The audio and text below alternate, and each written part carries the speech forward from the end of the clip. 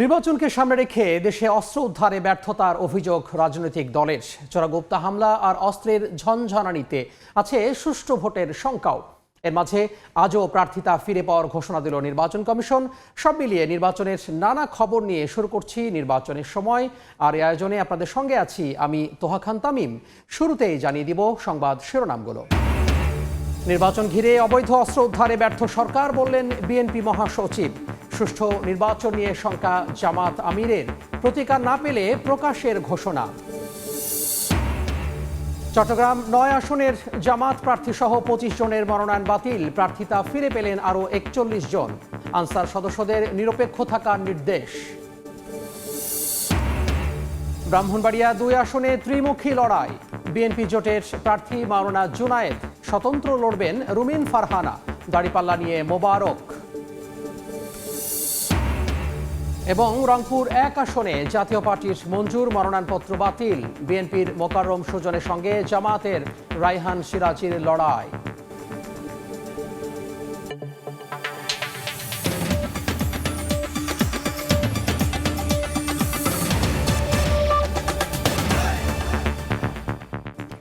দর্শক, শুরু করছি নির্বাচনের সময়। আপনারা জানেন যে নির্বাচনের সময় আমরা প্রতিদিন চেষ্টা করে থাকি দেশের বিভিন্ন যে সংসদীয় আসনগুলো রয়েছে এর কয়েকটি সংসদীয় আসন নিয়ে বিশ্লেষণ করার, প্রার্থী পরিচিতি সহ ভোটার পরিচিতি, নানা ধরনের তথ্য আমরা দিয়ে থাকি।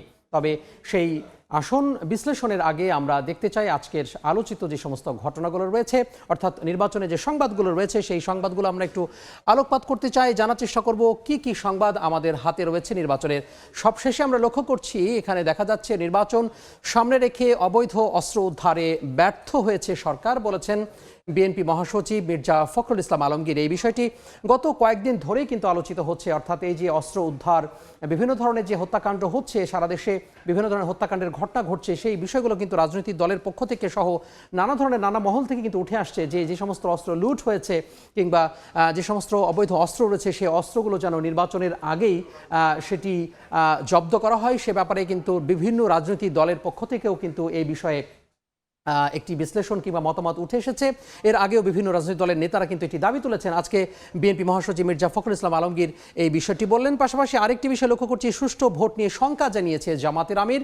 তিনি প্রতিকার না পেলে জনগণের কাছে প্রকাশ করার যে একটি বিষয় সেটি তিনি বলেছেন। অর্থাৎ তিনি বলছেন যে নির্বাচন কমিশনের কাছে তারা বারবার যাচ্ছেন, তাদের যে অভিযোগগুলো রয়েছে সুষ্ঠু ভোট নিয়ে যে সমস্ত অভিযোগগুলো রয়েছে সুনির্দিষ্ট সেই বিষয়গুলো নিয়ে তারা যাচ্ছেন এবং তারা বলছেন যে যদি নির্বাচন কমিশনের পক্ষ থেকে কোনো ধরনের কোনো প্রতিকার তারা না পান তাহলে এই বিষয়টি তারা আসলে জনগণের কাছে প্রকাশ করবেন যে কী ধরনের অসহযোগিতা নির্বাচন কমিশন তাদেরকে করেছে। এছাড়া লক্ষ্য করছি প্রার্থিতা ফিরে পেলেন আরও ৪১ জন। আজকে তৃতীয় দিন ছিল আপিল নিষ্পত্তি হওয়ার। যারা এতদিন আপিল করেছেন প্রার্থীরা নির্বাচন কমিশনে, সেখানে শুনানিতে আজকে নিষ্পত্তি হয়েছে, আরও ৪১ জন ফিরে পেয়েছেন, বাতিল হয়েছে ২৫ জন। এছাড়া আরেকটি যে তথ্য আমরা লক্ষ্য করছি নির্বাচন সবশেষে, সেটি হচ্ছে আনসারকে ভোটে নিরপেক্ষ দায়িত্ব পালনের নির্দেশ দিয়েছেন স্বরাষ্ট্র উপদেষ্টা। তিনি আজকে গাজীপুরের যে শফিপুর রয়েছে সেই শফিপুরে, অর্থাৎ আনসারের যে কেন্দ্র রয়েছে সেখানে তিনি গিয়েছিলেন এবং সেখানে গিয়ে তিনি আনসারদের এই ধরনের একটি নির্দেশ দিয়েছেন যাতে করে নির্বাচনে সুষ্ঠু নির্বাচন হয় এবং নির্বাচনে তারা যেন নিরপেক্ষ দায়িত্ব পালন করেন। আমরা আসন ভিত্তিক একটু যে বলেছিলাম যে আসন ভিত্তিক যে বিশ্লেষণ, সেই বিশ্লেষণে যেতে চাই, জানার চেষ্টা করব যে আসলে আজকের কি কি পরিস্থিতি রয়েছে। অর্থাৎ আজকে আমরা একটু চট্টগ্রাম বিভাগে যেতে চাই। চট্টগ্রাম বিভাগে আমরা যেতে চাই ব্রাহ্মণবাড়িয়ায়, আর ব্রাহ্মণবাড়িয়ায় ২ আসনে আমরা লক্ষ্য করছি যে কি অবস্থা রয়েছে সেখানকার ভোটারদের। আমরা লক্ষ্য করছি যে সেখানে সরাইল উপজেলা এবং আশুগঞ্জ উপজেলা নিয়ে গঠিত ব্রাহ্মণবাড়িয়া ২ আসন। আমরা লক্ষ্য করছি যে মোট ভোটার সংখ্যা ব্রাহ্মণবাড়িয়ায় সেটি রয়েছে ৪,৯৯,৪48 জন মোট ভোটার সংখ্যা রয়েছে। এছাড়া পুরুষ ভোটার রয়েছে ২,৬৫,২৪৫ জন, নারী ২,34,২০১ জন। এখান থেকে আমরা একটু যেতে চাই, জানার চেষ্টা করব যে এখানে যারা প্রার্থী রয়েছেন, অর্থাৎ ব্রাহ্মণবাড়িয়া ২ আসনে যারা প্রতিদ্বন্দ্বিতা করবেন তাদের পরিচিতি আমরা একটু জানতে চাই, দেখাতে চাই আপনাদেরকে। এখানে লক্ষ্য করছি আমরা যে জুনায়েদ আল হাবিব তিনি খেজুর গাছ প্রার্থী, অর্থাৎ বিএনপি জোট মনোনীত তিনি প্রার্থী। তিনি খেজুর গাছ নিয়ে প্রতীক নিয়ে তিনি প্রতিদ্বন্দ্বিতা করবেন ব্রাহ্মণবাড়িয়া 2 আসন নিয়ে। এখানে রয়েছেন আলোচিত প্রার্থী যিনি সম্প্রতি বিএনপি থেকে বহিষ্কৃত হয়েছেন, বিএনপির কেন্দ্রীয় কমিটির দায়িত্বে তিনি ছিলেন, রুমিন ফারহানা, ব্যারিস্টার রুমিন ফারহানা। তিনি স্বতন্ত্র প্রার্থী হিসেবে তিনি প্রতিদ্বন্দ্বিতা করছেন ব্রাহ্মণবাড়িয়া 2 আসন থেকে। এছাড়া আমরা লক্ষ্য করছি এখানে বাংলাদেশ জামাত ইসলামে যিনি প্রার্থী রয়েছেন দাড়িপাল্লা প্রতীক নিয়ে তিনি প্রতিদ্বন্দ্বিতা করবেন, তিনি মোহাম্মদ মোবারক হোসাইন। তিনি দাড়িপাল্লা প্রতীক নিয়ে তিনি লড়বেন। পাশাপাশি আমরা এখানে শাপলাকলি অর্থাৎ জাতীয় নাগরিক পার্টি এনসিপির যিনি প্রার্থী রয়েছেন আশরাফ মাহাদি, তিনি শাপলাকলি নিয়ে লড়বেন।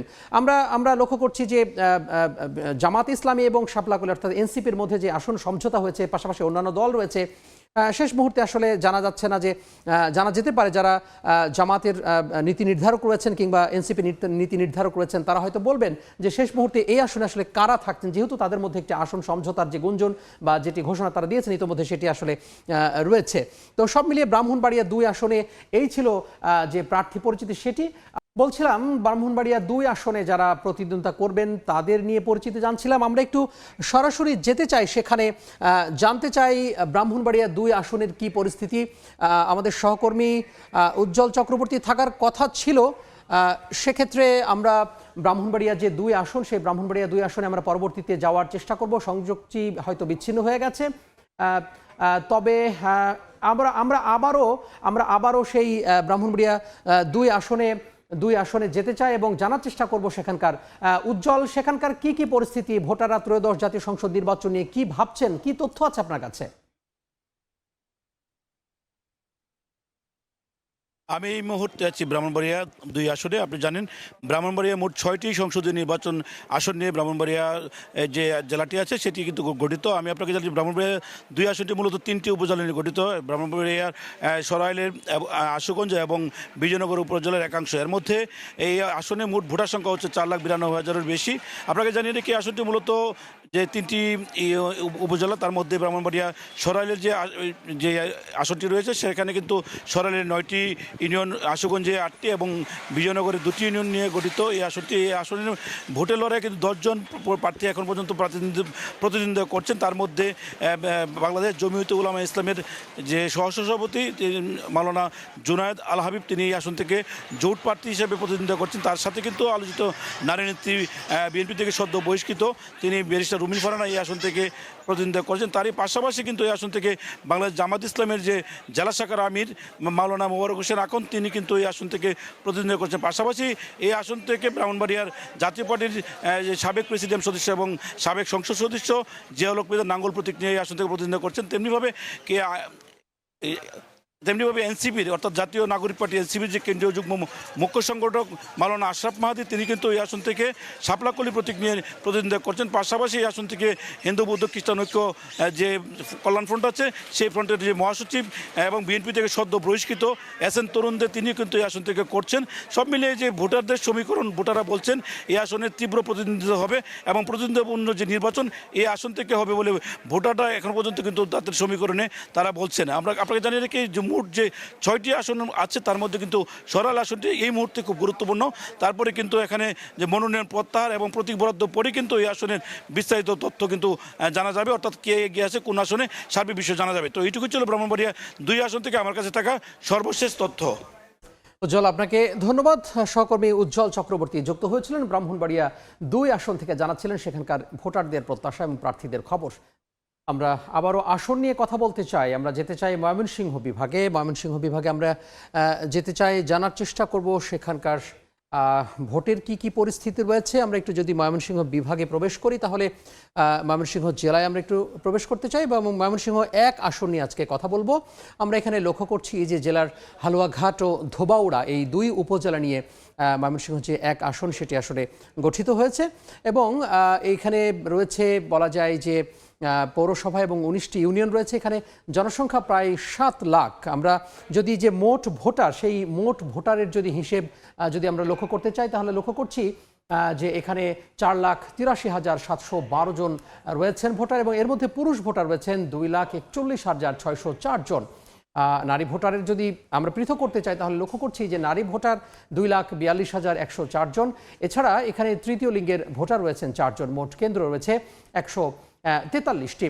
ময়মনসিংহ 1 আসনে যে প্রার্থী পরিচিতি, সেই প্রার্থী পরিচিতি যেতে চাই, একটু জানার চেষ্টা করব ময়মনসিংহ 1 আসনে ত্রয়োদশ জাতীয় সংসদ নির্বাচনে কারা কারা প্রতিদ্বন্দ্বিতা করছেন। আমরা লক্ষ্য করছি যে এখানে সৈয়দ ইমরান সালেহ প্রিন্সকে আমরা লক্ষ্য করছি, ধানের শীষ প্রতীক নিয়ে তিনি এখানে লড়বেন। তিনি বিএনপির যুগ্ম মহাসচিব। এছাড়া আমরা লক্ষ্য করছি দাঁড়িপাল্লার যিনি প্রার্থী অর্থাৎ বাংলাদেশ জামাত ইসলামী মাহফুজুর রহমান মুক্তা, তিনি মাহফুজুর রহমান মুক্তা জামাত ইসলামের ময়মনসিংহ মহানগরের জামাতের তিনি সদস্য, পাশাপাশি তিনি জেলা ছাত্র শিবিরের সাবেক সভাপতিও ছিলেন। এছাড়া আমরা এখানে লক্ষ্য করছি যে মোহাম্মদ জিলুর রহমান, তিনি হাত পাখা প্রার্থী অর্থাৎ বাংলাদেশ ইসলামী আন্দোলনের যিনি প্রার্থী রয়েছেন, তিনি বিশিষ্ট ব্যবসায়ী এবং তিনি আইনজীবী পরিষদ বাংলাদেশের সহ আন্তর্জাতিক বিষয়ক সম্পাদক রয়েছেন। এছাড়া কিন্তু অন্যান্য যে প্রার্থীরাও কিন্তু রয়েছেন, স্বতন্ত্র প্রার্থী রয়েছেন এখানে সালমান ওমর রুবেল, পাশাপাশি তাজুল ইসলাম, তিনি বাংলাদেশ খেলাফত মজলিসের প্রার্থী। তো এখানে লক্ষ্য করছি যে দাঁড়িপাল্লার প্রার্থী এবং বাংলাদেশ ইসলামী আন্দোলনের যে প্রার্থী রয়েছেন জিলুর রহমান, তিনি দুইজনেই কিন্তু এখানে রয়েছেন। যদিও আসন সমঝোতার যে বিষয়টি রয়েছে সেটি আসলে পরবর্তীতে বোঝা যাবে যে কি অবস্থা হয়। নীতি নির্ধারক যারা রয়েছেন দুই দলে, তারা হয়তো জানাবেন যে এই আসনে কারা থাকবে এই দুইজনের মধ্যে। আমরা কথা বলছিলাম ময়মনসিংহ 1 আসন নিয়ে এবং সেখানে সরাসরি যুক্ত হতে চাই, আমাদের সহকর্মী রয়েছেন সেখানে, সহকর্মী ওবায়দুল হক, তিনি ময়মনসিংহ 1 আসনে এই মুহূর্তে অবস্থান করছেন। ওবায়দুল, ত্রয়োদশ জাতীয় সংসদ নির্বাচন নিয়ে ভোটাররা কি ভাবছেন, তাদের ভাবনা কি, তাদের চাওয়া পাওয়া কি?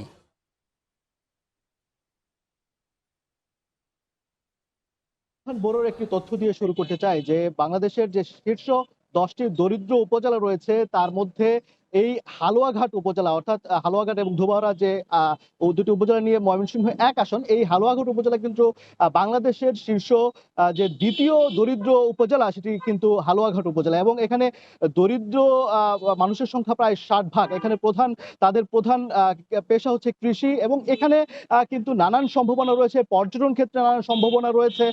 পাশাপাশি এখানে একটি স্থল বন্দর রয়েছে, সেটিকে সক্রিয় করার বিষয়টি রয়েছে। এই দরিদ্র উপজেলাকে আসলে দরিদ্রতার যে কষাঘাত সেটি থেকে বের করে আনতে মানুষের ভাগ্য উন্নয়নে আসলে কাজ করার জন্য কিন্তু প্রার্থীরা নানান প্রতিশ্রুতি দিচ্ছেন। এখানে বিএনপির যিনি হেভিওয়েট প্রার্থী রয়েছেন সৈয়দ ইমরান সালেহ প্রিন্স, তিনি ভোটারদের দ্বারে দ্বারে যাচ্ছেন এবং তাদের যে সমস্যা সংকট সেগুলো শুনছেন এবং নানান ধরনের প্রতিশ্রুতি কিন্তু দিচ্ছেন যে কিভাবে এই অবহেলিত যে উপজেলা সেটিকে কিভাবে উন্নয়ন করা যায়। এবং যে জামায়াত ইসলামের যিনি প্রার্থী রয়েছেন মাহফুজুর রহমান মুক্তা, তিনি ভোটারদের কাছে যাচ্ছেন এবং পরিবর্তনের অঙ্গীকার করছেন।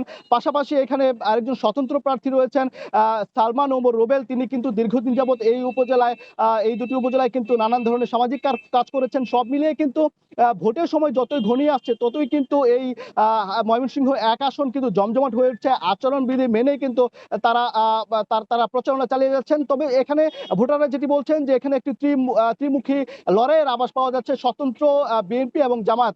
তো তারা এমনটি আসলে বলছেন। তো এই ছিল ময়মনসিংহ 1 আসনের সবশেষ খবরাখবর। ওবায়দুল, আপনাকে অসংখ্য ধন্যবাদ আমাদের সাথে যুক্ত হওয়ার জন্য। সহকর্মী ওবায়দুল হক তিনি যুক্ত হয়েছিলেন ময়মনসিংহ 1 আসন থেকে। আমরা এর আগে 2টি আসন নিয়ে বিশ্লেষণ করেছি। আজকে আমরা সরাসরি চলে যেতে চাই ঠিক উত্তরাঞ্চলে, অর্থাৎ রংপুরে, তিস্তার পাড়ের অঞ্চল রংপুরে দেখতে চাই রংপুরের মানুষ আসলে কি ভাবছেন, সেখানকার যে পরিস্থিতি রয়েছে। আমরা যদি রংপুরে একটু প্রবেশ করতে চাই তাহলে আমরা লক্ষ্য করছি যে রংপুর জেলায় গেলে রংপুর 1 আসনের আসলে কি পরিস্থিতি সেটি আমরা একটু দেখে নিতে চাই। আমরা দেখতে পাচ্ছি যে সেখানে গঙ্গাচড়া উপজেলা, অর্থাৎ একেবারে তিস্তার পাড়ে যে উপজেলাটি রয়েছে সেটা গঙ্গাচড়া উপজেলা, এবং রংপুর সিটি কর্পোরেশনের আংশিক এলাকা নিয়ে গঠিত হচ্ছেন রংপুর 1 আসন। এখানে আমরা লক্ষ্য করছি যে মোট ভোটার সংখ্যা 3,75,227 জন, পুরুষ ভোটার রয়েছেন 1,88,829 জন এবং নারী ভোটার রয়েছেন 1,86,394 জন। তৃতীয় লিঙ্গের ভোটার রয়েছেন এখানে 4 জন। আমরা একটু প্রার্থী পরিচিত করতে চাই আপনাদের সাথে, কারা কারা রয়েছেন এই আসনে সামনে ত্রয়োদশ জাতীয় সংসদ নির্বাচনে আমরা লক্ষ্য করছি ধানের শীষ প্রতীক নিয়ে যিনি প্রতিদ্বন্দ্বিতা করবেন সামনে নির্বাচনে তিনি মোকাররম হোসেন সুজন। এছাড়া বাংলাদেশ জামাত ইসলামের প্রার্থী রয়েছেন দাঁড়িপাল্লার প্রতীক, তিনি রায়হান সিরাজি। ইসলামী আন্দোলন বাংলাদেশের হাত ফাঁকার প্রার্থী রয়েছেন গোলাম মোস্তফা বাবু। এছাড়া শাপলাকড়ি অর্থাৎ এনসিপি জাতীয় নাগরিক পার্টি তার প্রার্থী রয়েছে আল মামুন। আমরা আগেই বলেছিলাম যে সামনে যে নীতি নির্ধারণরা রয়েছেন অর্থাৎ জামাত ইসলামী, এনসিপি, পাশাপাশি ইসলামী আন্দোলন বাংলাদেশ সহ যারা রয়েছেন অর্থাৎ আসন সমঝোতা যে সমস্ত দলগুলো করবেন সেই দলগুলোর 3টি প্রার্থীকে আমরা লক্ষ্য করছি এই আসনে। সেক্ষেত্রে পরবর্তীতে হয়তো জানা যাবে যে এই আসনে কার হাতে আসলে তুলে দেওয়া হবে জোটের যেই প্রতীক সেটি। আসলে আমরা একটু সরাসরি সেখানে যেতে চাই। আমাদের সহকর্মী জীবন রয়েছেন রংপুর 1 আসনে। জীবন, সেখানকার ভোটাররা কি ভাবছেন ত্রয়োদশ জাতীয় সংসদ নির্বাচন নিয়ে? ভোটারদের চাওয়া পাওয়া বা কি?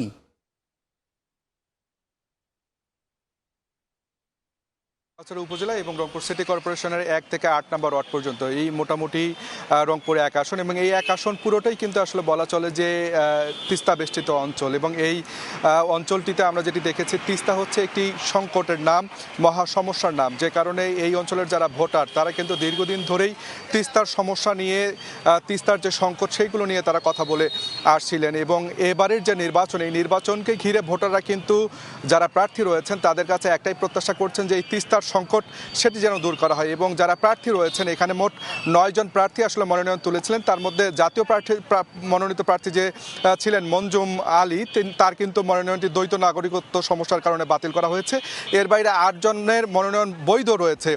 তাদের মধ্যে বিএনপি থেকে প্রতিদ্বন্দ্বিতা করছেন মোকাররম হোসেন সুজন, জামাতে ইসলাম থেকে রয়েছেন রায়হান সিরাজি। এর বাইরে তরুণদের মধ্যে কিন্তু রয়েছে গণ অধিকার পরিষদ থেকে হানিফুর রহমান সজীব, এছাড়া জাতীয় নাগরিক পার্টি থেকে আল মামুন। এর বাইরেও ইসলামিক বাইরের যে দলগুলো রয়েছে, ইসলামিক দলগুলো তারাও কিন্তু প্রার্থী দিয়েছেন। মোটে 8 জন প্রার্থী।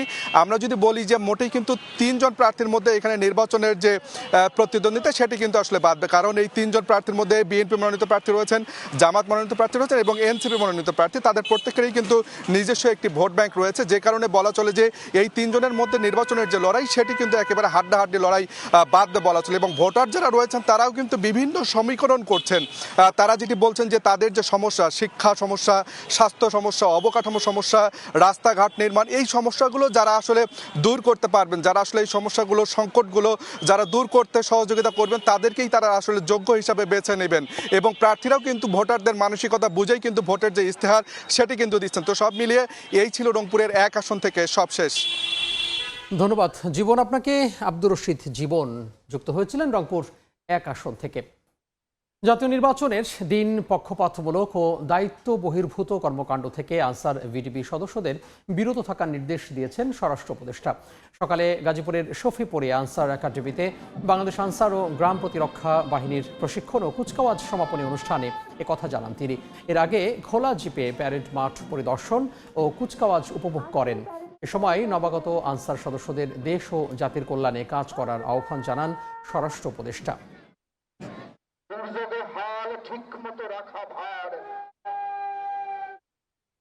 যে কোনো ধরনের অনৈতিক, পক্ষপাতমূলক বা দায়িত্ব বহির্ভূত আচরণ ও কর্মকাণ্ড যা নির্বাচন প্রক্রিয়াকে প্রভাবিত বা বিঘ্নিত করতে পারে তা থেকে সম্পূর্ণভাবে বিরত থাকার জন্য আমি সুস্পষ্টভাবে আপনাদের নির্দেশনা প্রদান করছি।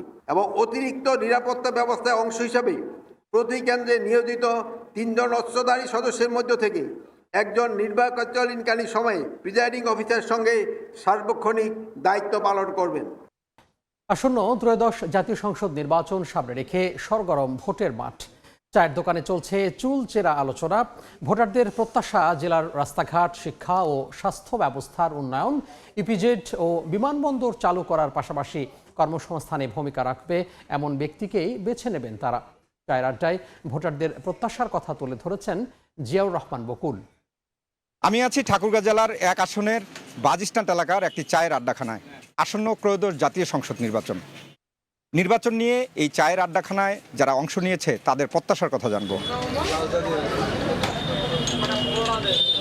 আমার বয়স হচ্ছে আপনার 33 বছর বয়স। তা আমি এই যাবৎ একবার ভোট দিতে গিয়েছিলাম, সেখানে আমি যাই ভোট দিতে পারি নাই। যে ভোট দেওয়ার আগেই ভোট হয়ে গেছে। এবার তো আমরা একটা সুষ্ঠু নির্বাচন চাচ্ছি, ভালো নির্বাচন যেন হয়, সবাই যেন আমরা সুষ্ঠুভাবে ভোটটা দিতে পারি। এখানকার রাস্তাঘাট উন্নয়নের জন্য একজন যোগ্য নেতৃত্বে এবং যোগ্য ব্যক্তি যদি নির্বাচিত হয়ে আসে তাহলে এলাকার উন্নয়ন করতে পারবে এবং ঠাকুরগাঁওয়ের উন্নয়ন হবে। আমাদের এলাকায় যদি ভালো কোনো প্রতিষ্ঠান হয় তাহলে আমরা কাজ করে খাইতে পারবো, এবং ব্যক্তি যদি করে দিতে পারে তবে ওনাকে দেখে আমরা ভোট দিব। তাদের কাছে আশা করি যেন একটা ভার্সিটি পাই এবং একটা যেন ভিজিট পাই। এমন একজন প্রার্থী যিনি আমাদের ঠাকুরগাঁও শহরটাকে সবচেয়ে বড় করে দেখবে এবং জনগণের প্রত্যাশা পূরণ করবে। নির্বাচনের আগ মুহূর্তে বা নির্বাচনের মুহূর্তে যেন আইন শৃঙ্খলা বাহিনী খুব ভালোভাবে নিয়ন্ত্রণ করে, যাতে উচ্ছৃঙ্খল না হয়। এ ছিল নির্বাচনের সময়। এরপর রাতের সময় নিয়ে সঙ্গে থাকবেন, এরপরে রাতের সময় দেখবেন। সঙ্গে থাকুন সময়ের।